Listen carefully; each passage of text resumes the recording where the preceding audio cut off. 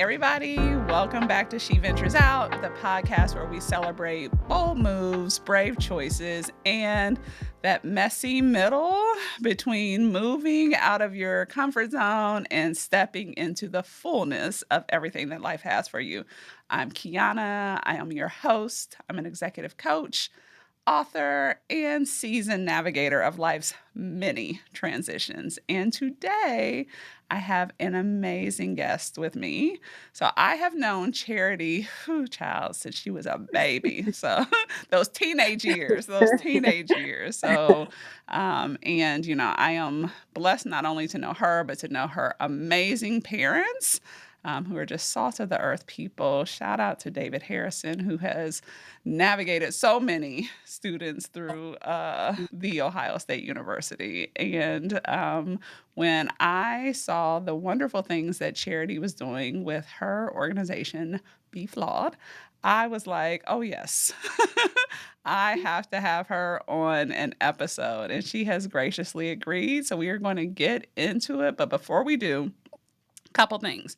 So first of all, Charity is a licensed therapist. So this conversation is going to navigate through a number of things, which I'm super excited about. But she's also the founder of BeFlawed, as I mentioned, which is not only a brand, it's a movement built on the power of authenticity, healing, and radical self-acceptance. And Charity didn't just launch a business, she answered a deeper call. After years in the mental health field and her own personal journey through burnout, she courageously pivoted from employee to entrepreneur. What she's created is more than a brand, it's a sanctuary for those who are ready to do the inner work, tell the truth about who they are, and show up without the mask. Like, if I knew how to snap my fingers, I would do all the finger snapping right there because that is powerful. So, welcome to the show. Hey, girl, hey. Such a warm introduction. Thank you, Kiana. Yes, I am just so blessed that you have been a part of this journey. When I think about programs that we met through Leaders of Tomorrow and how it created a Yes. lot of exposure opportunities for adolescents to see themselves in different career fields, to learn about life, to learn about finances, to learn about plans for after high school, whether that was college or trade school, or to gain public speaking skills. You name it. Y'all were taking us across the country and exposing Yes. us and nourishing seeds that we didn't even know were planted inside of us. So I just want to give you your flowers Oh, bless your for heart. all that you are doing, not just for young people, but people in general. Bless Like, your heart. Well, thank you your for flowers. that. Thank you for Yes. that. Let's start this episode out with all the love for sure. Yes. all the virtual hugs. Exactly. Exactly. So Charity, like, let's just get right into it. So tell the people about, what BeFlawed is, what inspired you to launch, like take us on the journey. Take you on the journey. Yes, it has definitely been a journey. So, Beautifully Flawed, we also go by BeFlawed or BF. Beautifully Flawed is a nonprofit organization, and we provide group mentorship, leadership development, and mental health support to girls and gender expansive females. And we do it at no cost to their families. All of our sessions are facilitated by licensed clinicians and or certified wellness instructors, and our program really aims at trying to increase awareness of how mental health shows up in our thought patterns, in our emotional Mhm. intensity, in our bodies, how it shows up in our urges and behaviors, the difference between healthy coping skills, unhealthy coping skills, and not all coping skills are universal. So we also talk about distress tolerance skills when you pass that point where the typical standard coping skills just aren't giving what they need to give. But we also connect them to resources, community resources, to let them know of the different things that are available to help them take care of their holistic well being. And through that program, we have seen students have a reduction in the debilitation of how mental health Mm. symptoms are impacting their daily functioning. And so, how I got started, I always keep it real, folks. So, I actually started it as a senior high school project. I am a proud alumna of Columbus City Schools. I was 17 years old, and it was for a social change project. And I wanted to bring females together to talk about a lot of things that were just taboo and to get connected with resources and debunk a lot of myths associated with navigating navigating female adolescence and soon to be womanhood. And I did not know. I th- I'm a, I thought that was in. I thought I graduated and I was like, okay, I'm done. I'm done. And God was like, no, not quite. This is so much deeper than you even thought. And so I give the backstory that I was that student who had experienced sexual trauma in middle school and did not know how to talk about it. And I come from that two-parent supportive household. My parents, David and Tamara Harrison, are still to this day some of the most biggest people part of my support systems. And we talked about God, and we talked about career, and we talked about leadership development, and they were showing up at every single extracurricular activity. So there is nothing really that they could have done differently. Back then, I just didn't have the language to know how to describe what happened and how it had impacted me. And so I kind of did what I saw. I just invested in all of my time and energy into trying to suppress things and being a part of any and everything. And so my journey initially with navigating mental health, I realized that functioning doesn't mean fine. And I didn't realize that till I got to college. And I realized, like, oh, just because I had suppressed and avoided or didn't talk about it because maybe I didn't know how back then, it doesn't necessarily mean that I was fine. Perfectionism is real. High functioning anxiety, depression, and PTSD is real. It was impacting my social relationships. It was impacting my confidence and sense of self worth. And so I graduated high school, went to college at The Ohio State University for undergrad, and that was the first time in a long time that I was exposed to triggers that I just was not expecting. That was the first time where it went from high functioning to low functioning, and I was struggling to get out of bed and go to class. My hair was falling out. My skin was breaking out left and right. Relationships were struggling, whether that was romantically or platonically.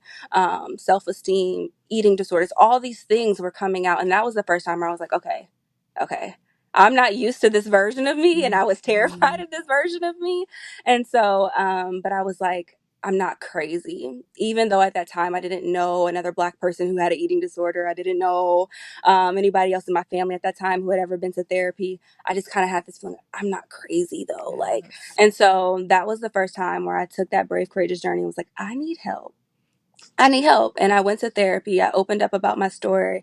My mom began to come with me to different mental health workshops in the city and trying to just understand more about mental health.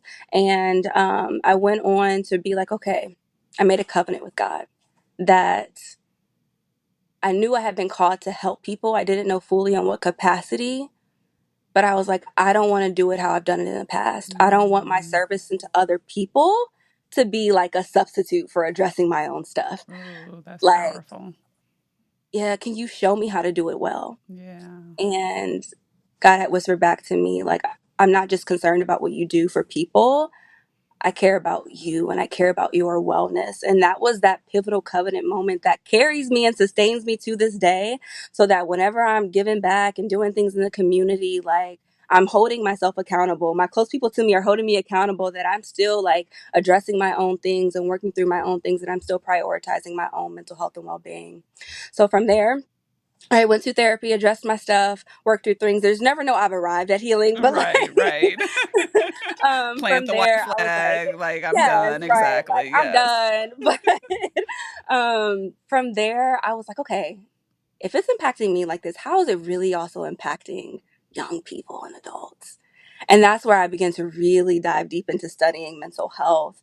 And Beautifully Flawed took off with prioritizing mental health and the mental health of girls and gender expansive folks from there. And to this day, we have reached over 400 students thus far. Amazing. We currently have a partnership with Columbus City Schools, and we are working with 13 students, and the students curate their own series. It's not about us, even in our research and studies that shape and influence the work that we do. It's not about us telling them what they need to hear for mental health. We definitely hit on the 101 things pertaining to mental health, but they answer a survey and let us know what topics pertaining to mental health they want to see hit. So whether that's bullying, whether that's body image and relationships with their body or food, if that is healthy relationships, boundaries and distress tolerance skills, conflict resolution skills, homelessness, suicide awareness and prevention, they let us know what they want to talk about. And we create that tailored programming approach each year. And so that is how Beautifully Flawed has come to Love be. that. And Love I have that. grown with the organization. So it's been a beautiful journey. Is such well, first of all, thank you for taking us on that journey. And there's a number of things that you said that I want to touch on, but I want to clarify. So when you started at the Ohio State University, go Bucks, though some decisions lately, Yes. come on, university. Small. Uh, but when you started there, did you know that you were going to go into mental health, or did you change your major based on kind of these epiphanies that you started to have? It was changing, and it was Wow. changing as I was having the epiphanies. And I think we place a lot of pressure on young people to know what they want to do for the rest of their lives. As if it doesn't change and pivot. Facts. And so I swore up and down, Kiana, that I was going to be a veterinarian. I was inspired by Dr. Doolittle growing up. And I told my family, I'm gonna have all the pets. I'm gonna have the cats, the dogs, the snakes, the monkeys. And my family used to look at me like, you're gonna have to come visit us. I don't know if we're going over there. But when I was going on my journey, um, and I was touring different farms, and the smells, I just said, this ain't it. I just couldn't really, I Understood. didn't feel connected. I didn't really feel Mhm. passionate about it. And so I was like, okay, what do I do? But I started working with children, youth, and families at the age of 14 through my mentor, Jackie Kemp. And my father had mentored her at Ohio State Oh, University. see, And she I'm trying to employed tell these people about David Harrison. relationships. Yes, Okay, exactly. relationships. Yes. Well, And she brought my sister and I on. Go ahead. I know, I love that, but to your point about the pressure that we put on young people, when I think back to my undergraduate experience, I think only one of my roommates, I don't think I know, only one of my roommates came in with the major that she started with and finished. So Phaedra is the only Yeah. person who I know who came in wanting to do something in medicine. She's a DNP now, but everybody else, right, came in with one major and ended up, changing and doing something else. And I think it's the same thing that happened to you, right? You start to get exposed to things. You start to see life in a different way, and that opens you up. But I think, it also gives you a freedom that you didn't know that you had. Absolutely. A freedom and recognizing that um, we can actually have a career path that infuses so much of who we are. We don't have to be Yes. locked in to think that it has to look a certain way. Yes. And so when I realized, you know what, Miss Jackie Kemp allowed my sister and I to start working with young people at the age of 14. And I was like, I have a knack for community building. I have a passion for working with youth and adults and families. And so I was okay, I'm going to be a teacher.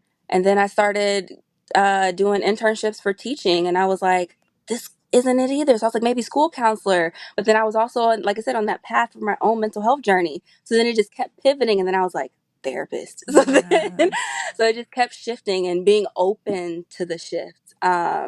So not also being so locked in that we place ourselves in this small box for what um, our transformation, what Yeah. our purpose and calling has to look like. We are multidimensional in our Yeah. gifting and talents that are placed inside of Yeah. us. And so every single day, whether I'm providing therapy, primarily provide therapy to adults, but if I'm providing therapy or if I'm doing workshops for Beautifully Flawed and planning curriculum, I get to infuse my creativity, knack for community building, like mental health, like all the things. And so it doesn't have to be one dimensional.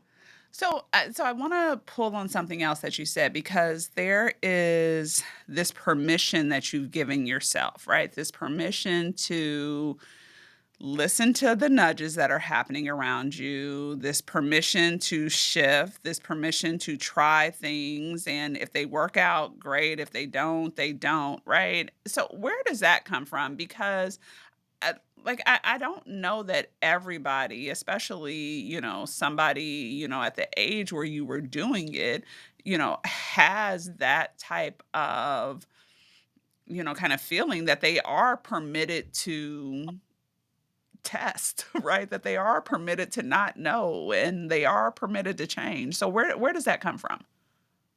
I think it comes from, it did start at home for Mm-hmm. me. I'm blessed in that regard, where, like I said, we were doing different extracurricular activities, and one day I was like, I'm gonna go to the WNBA, and then I was doing all these AAU leagues, and every practice, I'm like, every time the coach says baseline, I sink and cry, and I'm depressed. Like, this ain't and right. And then I was like, hey, mom, dad, I want to stop AAU. Right? They definitely were like, finish out this season, but Right. like, you don't have to keep going. Yes. And so just right, them supporting that transition, mentors supporting that transition. But I think for me, I also had to check how I internalized my journey of transitioning. If I was internalizing it as, ooh, I'm not the greatest at this, I'm not capable, or I'm failing, or I don't have what it takes. And so if I'm internalizing it through the lens of defectiveness or inadequacy, that is absolutely going to shape my thoughts about myself, my thoughts Mm-hmm. about success or failure. It's going to shape the behaviors then that spring forth from there, of whether or not I step boldly and confidently into different rooms. Whether I put myself out there, it's going to impact it. So I had to check my own belief systems about how I see myself. And for anybody, especially who's experienced trauma, firsthand, it can absolutely impact our sense of self worth and confidence. And so part of that therapy journey, or part of being in community spaces where healing was also taking place, was challenging my own belief system, Mm-hmm. which felt really scary for lots of periods. It felt really unstable because it's like I said, when I went from high functioning to low functioning, it disrupted what I knew about myself. At that point in early 20s, I thought the accolades defined who I was, the awards, the perfect grades, the followers or likes, the weight, right? How much money I would make. I Mm-hmm. really did believe that those things would shape who I was as a person. So when I went from high functioning to low functioning, I'm like, ooh, I'm about failing all of these classes. If I don't open up Mm-hmm. my mouth and say something, I Mm-hmm. can't get out of bed. Like, I had to, who am I? Beyond the accolades, beyond the grades, beyond what I do for other people, who am I? And that was a scary journey, but it was a necessary journey to go on because it anchored me in something so much deeper, that now at this place in my life, I don't need all those things to define who I am. They're additives, they're nice, Right. but they Right. don't define who I am. And when you know who you are, you maneuver through the world, you maneuver through your relationships in a totally, completely different way. Yeah. Yeah. Big facts. Yes, definitely. So, so obviously you could have, kind of gone on this journey, right? Like organizations hire therapists every single day, like someone with your background. But there was a point where you said, I want to launch my own organization, right? It's not enough for me just to do this work for someone else. So, what was happening? Like, what was the gap that you felt like you needed to fill that said, I need to create Beautifully Flawed? Yeah. Like I said, part of that statistical data and working closely with folks, children or adults, absolutely reminded me just how great and imperative the need is. When we look at mental health statistics and how it is truly impacting folks, about 50% of mental health conditions really have this onset of around the age of 14. And we see that number rise to 75% by the age of 24. But then when we look at it from an intersectional lens, we see that the suicide rates for Black youth are significantly higher than any other ethnic group of that demographic. From 2004 to 2020, the statistical data for Black suicide rates rose by 144%. Wow. 144%. When we look at how that also impacts queer folks, 45% Mm, of the LGBTQ community seriously committed suicide. And we saw that number reduce. The Trevor Project saw that number reduce if they were a part of a community that was affirming and supportive and accepting and mm, inclusive. And so while we know that 1 in 5 children live with a mental health condition that is impacting their mental health and their functioning in core areas of life, academically, socially, if they're working, occupationally, personally, and that statistic is pretty close for adults as well. We have to look at it from an intersectional approach of what is happening. Why are these numbers higher for marginalized communities? And so when we talk about hate crimes, when we talk about social exclusion, when we talk about systemic inequities, when we talk about healthcare biases that impacts people's access to care or the quality of care and treatment that they receive, it all of those factors, when we talk about the global pandemic, when we talk about the political climate that we are in, Mhm. and when we talk about the racial tensions that are happening right now and how it affects people are treated, all of that impacts our mental health, Mhm. all of it. And so that shaped the work. But to make that jump into like, okay, I want to really invest more time and energy in scaling my business, I actually just did it recently. Mm. I did it last September. And I still do work as a therapist for an agency, Rooted in Restored Counseling. But I started talking to different um, founders and CEOs, like, how did you make the jump? How did you Mm. make the jump? And I heard a lot of similarities. A lot of them said that, hey, I have a partner, a spouse, and they really took on a big chunk of the finances, which kind of really gave some leeway and flexibility and freedom to me pursuing my dreams. I heard people say maybe they were a veteran and they were getting some veteran assistance, which helped. Mm. Right. Yes, you hear the horror stories of people who unfortunately were struggling financially and were homeless and things like that. And I hate that that was their story, but I also knew that that did not need to be my story. Like I Yeah. said, I have very Yeah. supportive parents, Yeah. very supportive people in the community. But then I also heard a lot of people, maybe they were coming from really big corporate jobs or they were in their 30s, 40s, 50s, and they actually had a lot longer than me to establish a little bit more financial security. And so I took all that information and I was like, all right, God, I don't see myself in any I don't what, but I felt this nudge of like, step out, step out, step out. And so I had to really look at what's in my arsenal. We'll Mm. never be called to something without being equipped for it and having the tools and Absolutely. resources to actually carry it out. Sometimes we have to seek out those resources. So I said, what's in my arsenal? And it was like parents. So I actually, because I'm in my 20s, I'm 28, Mhm. and my main job, it's working in private practice for mental health. It's we get paid by the session, Yeah. so it doesn't create this like financial security where you just feel like you're clear coast. So um, I reached out to my parents and I said, hey, for 2 years, can I move back home? Mm. First year, I debt free, and then second year, I can save up for a home. But I also want to be able to work less hours of my main job so I can scale Beautifully Flawed, right? Their answer, absolutely Good. yes. So I'm really Yeah. grateful to have their support in this journey. Where I could have easily heard all of that information from the founders, CEOs, and be like, all right, well, I guess, it's just not for me right Right. now. Mm-mm. Mhm. The call won't stop calling you, no matter how many like Look, can barriers I are learn how to there. snap my fingers? It Yes. won't stop calling you. I had Yeah. all the reasons. I'm too young, or I'm too flawed. I'm too been through but Mhm. too much trauma. Nope, the call will not stop calling you. Yeah. So just might as well just answer it. For sure, for sure. We talked about this in a previous episode too. I can't even remember who the guest was. It might have been Michelle Farley, but we were talking Mhm. about how not only will the call not stop calling you, but the call, it's almost like God is saying, I'm giving you this, but I want this thing to come forward. And so if you're not going to bring it forward, I'm going to bring it forward somehow, right? Because she and I were talking about how there were a couple things that we had thought about doing, and we kept sitting on it, kept sitting on it, kept sitting on it, and we would see somebody else manifesting, like, Yeah. oh, Yes. right. So I love this idea that the call won't stop calling you, but I also, think that, there's something to be said for the things that the universe that God is going to bring forward, and you need to decide if you're going to get on because it's coming forward. Just Yeah. don't come forward. Yeah. And I am someone, I don't see emotions as good or bad, positive or negative. I just see them as neutral messengers. And so even like right when you and start talking about, man, you see other people doing it, and it's like, right, I had to take a look at what the role of envy. Why is envy coming up Mhm. for me?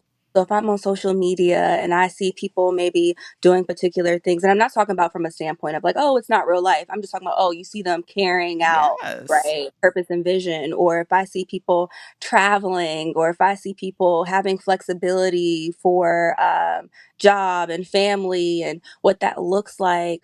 Why am I envious when I see people like in Mhm. relationships? Oh, why is Mhm. envy rising? And sometimes we don't want to feel envy. We don't want to admit that envy can sometimes be there. But when I take a moment to just like, okay, it's there. It's not driving the vehicle, but it's there. Why is it there? It's Yes. there because those are aspirations of my heart. Those are aspirations of my heart. So what steps can I Mhm. take to make that a reality? And also as a Christian, like I said, make sure that I'm in alignment with what the will I believe my creator is for me as well. But what steps can I take?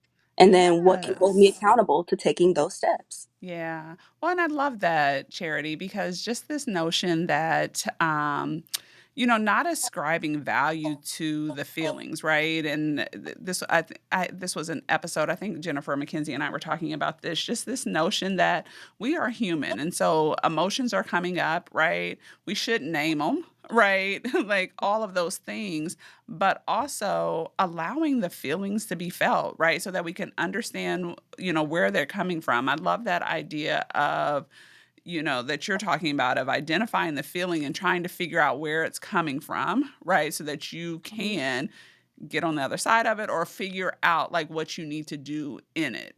Right. Because that's essentially what you're saying, right? Like, I'm Yes. experiencing this moment of envy. I need to unpack it to see what's trying to come out of me. What's kind of Mhm. what's magnetizing to me. Yeah. So like if my anxiety rises up, even though I public speak a lot and I tell people like I get really anxious beforehand, like I prefer that people Shocking. send me an email to request and like ask me in person so they don't see my initial like response. But like when the anxiety rises up, it's because I'm passionate. I Mhm. care about human beings and their experiences. I take a great deal of responsibility to this call and Mhm. being entrusted with doing life with people.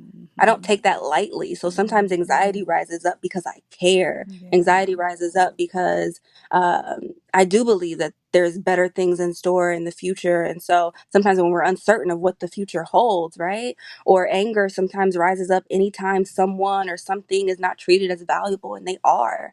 So like whatever the emotion is, and nowadays you can Google emotion wheel and all these different emotions will come up. We get stuck in like happy, sad, anxious, scared, but there's so many other For emotions sure. that are usually underneath the surface. And you can always chat GPT. What can the emotion of inferiority like tell me about? Okay, you can we have Love way too many that. resources at our disposal. Yes, yes, yes. Well, and to that point, like I do want to say this because I love how people are leveraging ChatGPT in new and different ways, right? Mhm. But and also, right, don't substitute it for a licensed mental therapist, right? Because there's a richness in this conversation that Mhm. someone typing, what you just said isn't going to get, right? So you do that initial type, right, to understand the emotion, and then you call your therapist. Yeah, and there's Yeah, still so much cultural and religious and just exactly. social stigma associated with therapy. So part of why Beautifully Flawed is free to students and families is because we understand the barriers to professional care, whether that's cost and affordability. I see people even if they are insured, sometimes have really big co-pays that aren't Mhm. feasible or sustainable. Finding a provider who looks like us and is a part of our communities is hard. The disparities of mental health care treatment, the stigma, Mhm. the lack of understanding of the connection between symptoms that you have every day and how they actually could be connected to mental health. And so a lot of times people have this understanding that if I go to therapy, I either have to be in crisis, I'm either crazy, it's for white people, it means I don't have enough faith. And none of that is true. Yes, can you go to therapy and seek, whether it's outpatient or inpatient services? Yes, absolutely. But you don't have to be in crisis. Matter of fact, it's actually can be sometimes really helpful if you don't wait till you're in crisis. Yes. And so, and going to therapy and having faith aren't mutually exclusive. They aren't mutually exclusive. And so, nothing replaces building a relationship with that licensed therapist, because it's not just, we're not giving you advice. Right. And a lot of people have that misconception as well. I don't want to just talk to somebody and just get advice. We're not giving you advice. We are trained not only how to diagnose mental health, various mental health disorders, but how to treat them. How to treat them. And so, it's not us giving you advice, but they will also help you connect patterns and make sense of what doesn't make sense. They will help alleviate some of that distress that you are experiencing that is impacting you, your relationships at work, you name it. Yeah. Yeah. I love that because I think that, and I'd love your opinion on this. I mean, I think that we have started to see, especially after, during COVID, after COVID, right? More acceptance for, kind of reaching out to therapists, getting counseling, addressing burnout, those types of things. But you do Mhm. still see, some people who are reticent, but it does seem like it's more accepted now. Would you agree? Mhm. I do believe that there is an increase in acceptance for disorders such as anxiety, depression, and trauma. I still think that whether somebody's struggling, let's say, with the eating disorder, OCD, or Mm. bipolar, or schizophrenia, there's Mhm. even more of a longer way to go for some of the other disorders in regards to what true awareness and acceptance looks like. Got you. Um, I will say that as more and more people are seeking out services, I think that awareness part has been helpful, because people realize it can show up in so many different forms. While yes, we may all experience stress and maybe we can't fully eliminate stress out of our lives, there's a difference between I had a rough day and I've been having a rough 2 weeks, months, Mhm. years, and I'm either oversleeping or struggling to fall asleep and stay asleep. So when we hear people like, "Yeah, all I need is 3 hours and I'm good to go," that's if you are only getting 2 3 hours consistently, that is that is not good. It's not a Yeah. good sign. It's like you Yeah. have all this energy in the world. It's not a good sign, right? Or if people are struggling with interest in things that they used to love doing. People find themselves, their minds constantly spiraling, and it's really difficult to shut it off. Um, and so there's just so many symptoms, and sometimes it can show up in substance use challenges. Sometimes it can show up in gambling. Sometimes it can show up in pornography. Sometimes it can Mhm. show up in you constantly gossiping about folks. Sometimes it can Mhm. show up in just shopping, shopping, shopping. It just shows up in so many different ways. So sometimes people don't know the connection of symptoms that could be related to mental health. Maybe your relationship with food and your Mhm. body. It's showing up in that regard. Maybe it's showing up in your attachments and your relationships. And so I think the more and more we bring awareness about the different ways mental health can show up and normalize it, that we're not always okay, and it's okay to not be okay sometimes. But Yeah. there are people who care about you, who will do life with you, who want to see you well and will support you getting to a place of wellness. That's what's important, because we start to think that we're alone in this experience, and that no one either understands or gets us or wants to support us. Yeah. Well, in charity, one of the things, I mean, one of the reasons why I started the podcast is because work can often be that thing for people, right? Work can often Mhm. be that source of feeling disconnected, right? You're going in somewhere every single day and you're not feeling like you're connecting to the work. You're not feeling like you're connecting to the Yeah. people. And in some instances, right, it's something that's happening in the environment, but in some instances, it's similar to, what both of us experienced, right? Like we were being pulled Mhm. to something external, right? You're being pulled to create Beautifully Flawed. I was being pulled to launching my coaching practice, right? And Mhm. so how can people start to reconcile those things that are happening, right? I'm not feeling connected to something. I'm not sure why, right? I'm not sure what the cause are. Like you started to heed the cause, but they're not sure. So how do you get started to, kind of get over that hump? Yeah. Yeah, and that hump is such a hard hump to get out of, especially when we live in this current economic state. Um, the job market isn't the greatest. It can be hard for people to venture out and take those steps or Mhm. to even be open to exploring because we've got immediate needs that we've got to address now, whether you're a parent, whether you, right, have a family, or even if you're just a single person. And so I think a good place if people find themselves really feeling stuck and disconnected for extended periods of time, and it's not just on a project, like it's extending. Um, Career and personality assessments can sometimes for Mhm. folks be a really great place to start. And now, granted, we know there's some nuances depending on how you answer the questions, what it may pull out, but sometimes it could be a great way to gather like some information about self of what are possible interests or passions or avenues that you could explore. Maybe that exploration just starts with volunteering once a month. Mhm. Once every other month. Sometimes people think they have to jump all in Right. right away. Like maybe you just start with volunteering once a month, once every other month, or maybe you just start by watching TikTok videos or YouTube videos about people in the industry, or you uh, let somebody else know and they know somebody else in that industry. You can just ask them a couple questions just to learn more about it. But those assessments can be a great way to start. And I also encourage folks to we talk about so much what, let's say, anxiety, depression, or trauma may look like in the body, what that heaviness or what grief may feel like and look like in the body. But I also encourage people snapshot what joy looks like. Yes. Snapshot what freedom looks like, what peace Yes. looks like. Snapshot Yes. what connection and belonging and fulfillment feel like in your body. Like when you're radiating, you just feel like you're going. What does that feel like in your chest? Does it feel light? Does it feel Yes. airy? Do you notice a big grin across your face? Like, are you less likely to be tight and notice the tension in your shoulders and your back? Like, snapshot when you start to experience connected belonging and love and fulfillment, because those are also signs. So pay attention before you do an activity and after you do an activity. What do you Mhm. notice for you? What comes up for you? And that can also be very helpful information to gather about things that you really enjoy. Yeah, I love that because to your point, we often think that we can only learn from like struggle, right? And what you're saying is no, like learn from moments of joy, learn from moments of happiness, build off of those things.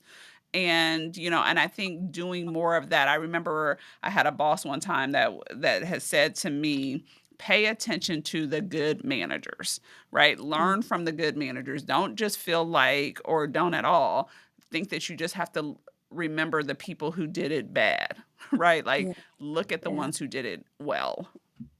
yeah. So if you're like gardening and you just feel so serene at peace, or there's something about continuing to educate yourself about herbalism or whatever it is, or if you're that comedian and something about when you are able to bring laughter into the room and what that does to your spirit and other people. If you are an artist and as you are creating, right, what does that feel like? I think all of that can be helpful information to kind of signal to us, yeah, what is it, what have I been created to do in this world? Yeah, yeah, I love that.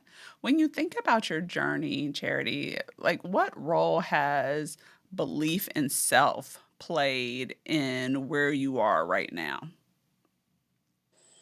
Hmm, so much. So much. Um, Something that I struggled with. I know sometimes people have the experience of there were people who didn't believe in them and never thought that they could make it, unfortunately, or spoke things over their life that were not true, and they find themselves constantly in a place trying to prove, which we don't need to prove, you already are, but trying to let go of those voices that from other people that they've then internalized. For me, it was the way that I had internalized my trauma early on shaped my belief system about myself. And I found myself not talking to myself in the kindest ways, placing immense pressure on myself to be perfect, even though I kept hitting this wall that I would never be perfect. And it really got to a place where I said, okay, there's nobody that I spend more time with than me. Mm-hmm. I am always present with me. And I don't want to be in communion with a bully or an enabler. Mm-hmm. So even if it's hard to love myself in this moment, what can liking myself look like? Even if I can't like myself in this moment, what does starting with gratitude, starting with just acceptance for who I am, right, look like in this moment? And then how can I work my way up? So I had to change the way that I talk to myself, all myself.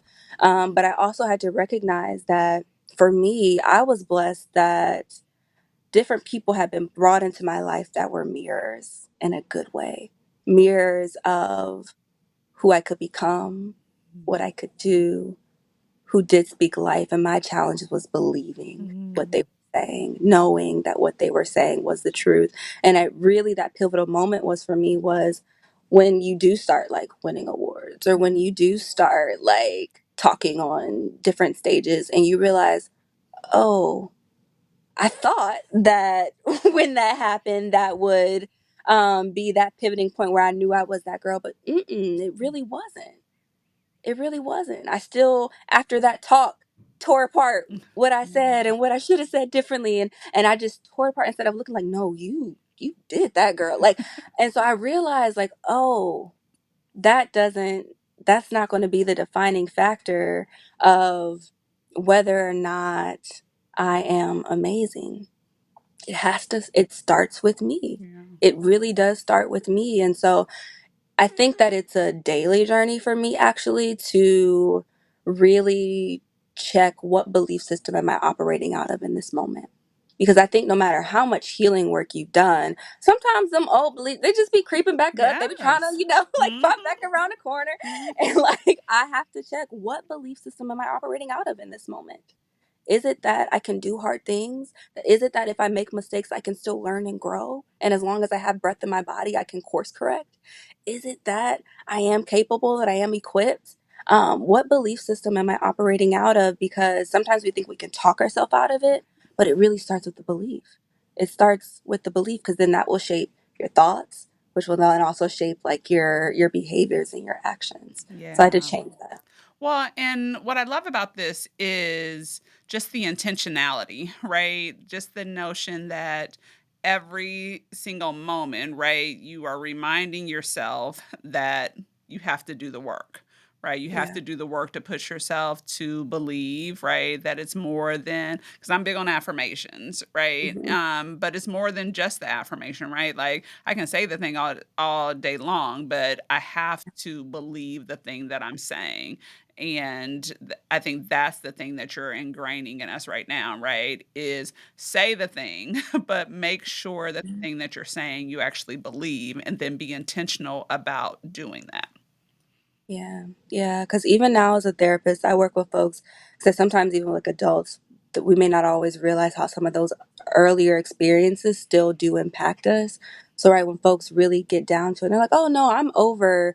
I've worked. I'm over." Right, like having a parent who had an undiagnosed or untreated mental health condition and what that was like, or a parent who was incarcerated, or family member, or when I didn't get picked on the team, or when I wasn't in a romantic relationship and everybody else was. No, I'm fine. But then when we actually talk through it, we see how much those experiences impact us. And depending on how they internalize them, it shaped some belief systems about themselves. And they've been operating out of those beliefs. So therapy really does support us and challenge us to at our own timing and at our own pace, right? A good therapist is going to meet you where you're at, but to lay down those things, to learn Yeah. things about yourself and lay down what is not serving you any longer. Maybe it served you in that season of life and it did what it was supposed to do because you're still here, right? You're alive, you're here telling the story. But when is it time to lay them down and take up who you truly are? Mm. And so therapy can be a great way to do that. Yeah. Well, and to your point, I remember having this conversation with someone, right? Because you think that you're fine. You're like walking through life and everything is good. Something Mhm. triggers something, and you're like, oh my gosh, like I thought I had put that down years ago, right? I Yeah, thought I had recovered from it, to your point. And this thing that just showed up brought it all back, yeah, right? Yeah. yeah. I was Yeah. actually having a conversation with a close friend the other day too, and she said exactly what you were saying. And I told her, well, it doesn't mean that you haven't worked through things. Hmm. It's just the nature of trauma, the nature of grief, right? So if someone lost somebody that they love or that was close to them, we wouldn't say to them, okay, by year 20, you should be over it. No more triggers. Like, don't Right. respond. Like, what? That Right. would be such a like inconsiderate like response and just an inaccurate response. That's not the way grief works. You could be minding Yeah. your own business and then grief just pops up. Maybe it's a sound, it's a smell, it's a memory, you name it. And so same is true with other experiences of life. Like we can work through things and every now and then maybe something still triggers it. But the hopeful growth is how you navigate those Yeah. triggers Yeah. can change, Yeah. can absolutely change. Yeah. Well, and to that point, so, on She Ventures Out, we are all about mindsets and the mindsets we need to shift to live our, biggest, beautiful, most brilliant life. And so, what are those mindsets that you had to shift specifically related to your entrepreneurial journey? Mm.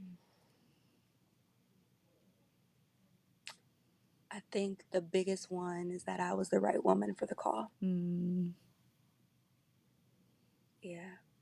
Spent a lot of time get somebody else to do it, mm, mm, God. mm. And when I realized he wasn't changing his mind about me, He said, "No, baby, it's you." it's still you. Like, still you, right? When you're getting that call to do your Yeah, coaching business and She Ventures yeah, Out, it's yeah, still you, Kiana. yeah, Like, exactly. it's, I think that is the biggest one is that I am the right person. I'm the right person for it. And I think knowing God helped me love myself, which also helped me better love people. Mm, And a lot of shifts kind of just flow from there. I think love covers a lot of different shifts. yes. And it also, like I said, even if because I making mistakes along the journey is inevitable, but because me, like I said, I struggle with high functioning perfectionism and things like that. Mhm. I had to really still remind myself, okay, making mistakes is an inevitable part of the journey. It does not mean that you're failing or that you're no longer the right person for it. Yeah, It just means that you're human yeah. and you are a human being navigating real life human experiences. What can giving ourselves grace and accountability look like, which most of us don't really know how to do? Mhm. We like to hold ourselves accountable with like real, like talking down on ourselves and with shame and with guilt and with disgust and disappointment because we think that, okay, this will drive me to never make that mistake or Right. decision again. But it also weakens confidence and sense of self-worth in the process. It damages it, erodes it. And so I had to learn, okay, I don't need shame, disgust, disappointment, and guilt to hold me hostage to doing better. Mhm. Love does. Love frees, it liberates, it can hold us accountable towards change. Um, love does. And when I've really adapted that, whether I did things amazing and great and or made some mistakes along the way, my growth mindset kicked Mhm. in and I noticed shorter periods of time where I was staying stuck after rejection, shorter periods of time where I was staying stuck after disappointment, shorter periods of time where I was like being stuck after a bad day or like whatever the case may be. That duration period was just shortening, shortening, shortening. Then I take a moment, I cry, I feel what I feel, I maybe reach out to somebody close to me, or maybe I process it in therapy, and we keep it going. Yeah. Yeah. Well, I have to imagine too, though, like this, your high functioning perfectionism, right, is probably challenges the need to take risks sometimes, right? Because, as an entrepreneur, right, it's a lot For of sure. risk. So how have you gotten better about the risk taking that just goes hand in hand with being an entrepreneur? Yeah, yeah. It's so hard. It's so hard. Especially with some, like, anxiety is like, no, we have to have all the answers before we take the step. And we have to calculate all the risk. We have to have this blueprint, right? Like, and anxiety can either like help us maybe sometimes prepare and Mhm. plan as best as possible, because we can never be fully prepared. Like I said, whether you're embarking on parenting, and whether it's your first child or you have children before, you can never really be fully 100% prepared for the journey. Same is true with entrepreneurship. You can learn and you can try and plan, but you can never be 100% prepared. So what has helped me to let go of the need to have all the answers and figure it out is it's actually a worry tree that my therapist had gave to me. But for those who like flow charts, oh, this is perfect for you. Like, in the worry tree, it's like, okay, what is the problem or problems that I am worried about? And you're listing them out, and then it's like, is this something that I can control or solve? Yes Mm. or no? And it takes you through the flow chart. And let's say if it's really out of your control, let's say you've already done everything that you can do, right? And encourage you to let it go, right? That's hard, right? To Yeah. just, well, what does that mean? What does that look like? Well, you literally remind yourself, I need to let this go because I've done all that I can do, or I've done what's in my control and capacity to do. And so to continue to worry about it and spiral about it leads to insanity. It doesn't help me Mm. well. And so I let it go. And for me, right, I'm also tapping into my faith. What can help me let it go and to trust that, right, God, the universe is working on my behalf, even if I don't see it, know it, right, can see it just yet. But then the other side of that, if there is something that you can do, you list out your options. Well, it goes back to when you know your zones of regulation and where are you at, how distressed are you, or how calm and grounded you are. Typically, if we are incredibly distressed or in crisis, our prefrontal cortex that helps us with wise mind decision making and planning, executive functioning skills, it is not fully activated. Okay, we are in Right, fight, right, flight, freeze mode. It is right. time to catch up. So if you are struggling to even make the list and think through options, and you got this tunnel vision, you are locked in, you can't think through nothing else, chances are you probably need to engage in some just distress tolerance skills to bring some, to reduce the emotional intensity that you're dealing with in that moment. So if that is singing, humming, going for a walk, Mm. petting your dog, if that is talking to a friend, if that is moments where I didn't feel like dancing, I would just watch dance and allow the dance to speak to me, right? Mm. If I love live jazz music and the arts, so right, I would just watch those things and notice how my spirits began to lift. I would learn a line dance or something, right? Like, I would work out, right? Engage in those things, reduce the emotional intensity to give your mind the capacity to catch up. That prefrontal Yeah. cortex time to catch up. List out your options. If you're still struggling, who can you reach out to support? Who can offer another perspective? Who's maybe been on this journey and embarked on it before? Um, to help you list out some options. Maybe sometimes we don't know what resources are out there sometimes. Right. And so, but there are a lot of resources out there to support folks. And so list out your options. And then from those options, what can I do in this moment? Is there anything that I can do in Mhm. this moment? If you can, do it, right? What do I need to help me do it? Do I need to start a playlist? Do I need to like get some music going? Do I need to light a candle? Do I need to splash some cold water on my face, put some ice in the palm of my hand, take some deep breaths?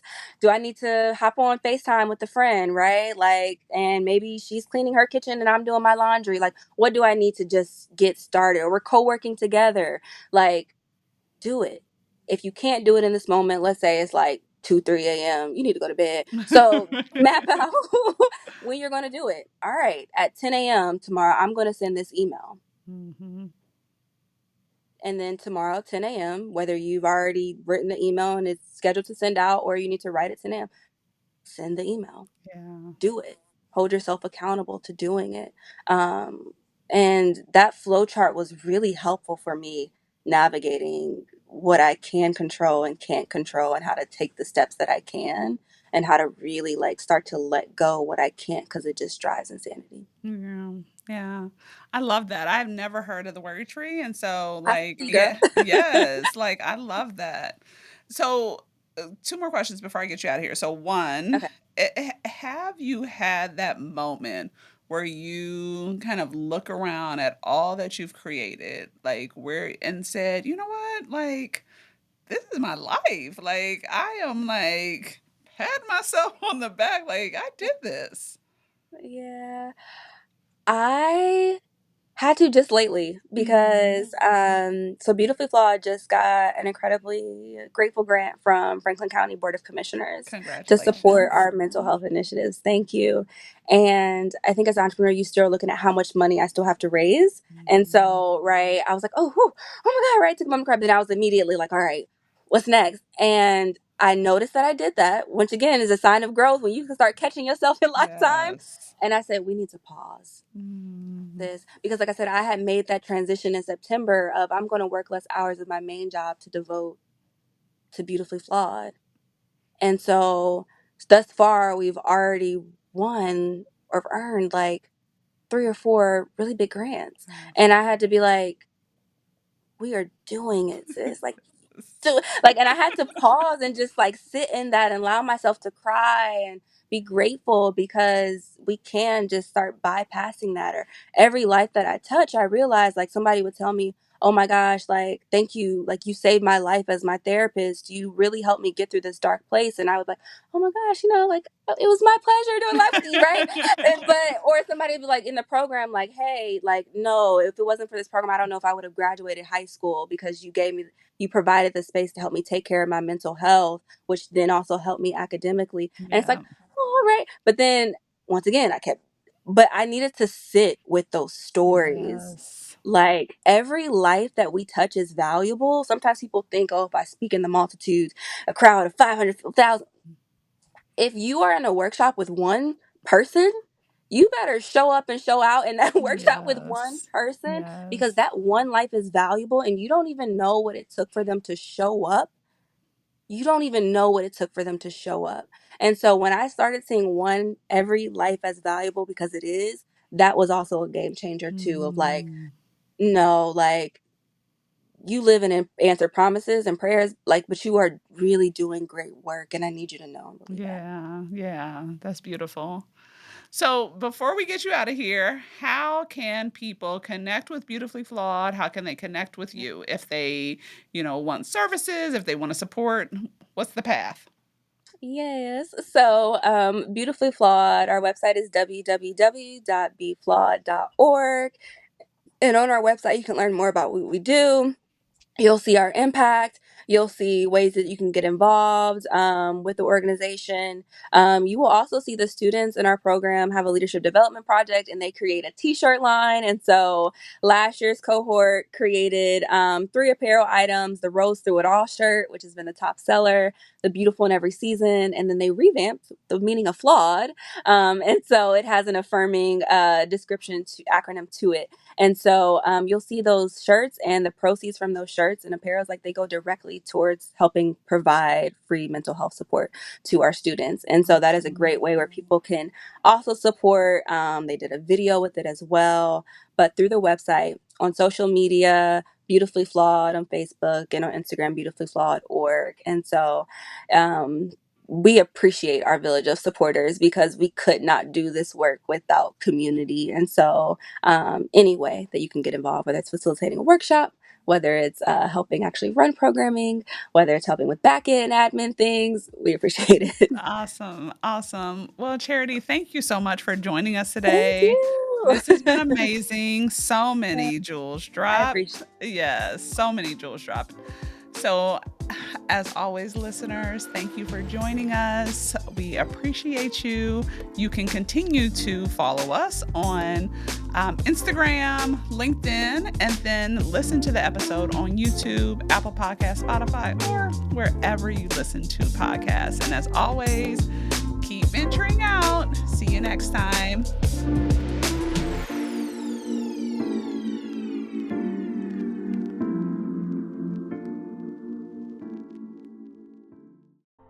Boxland Media. Think big.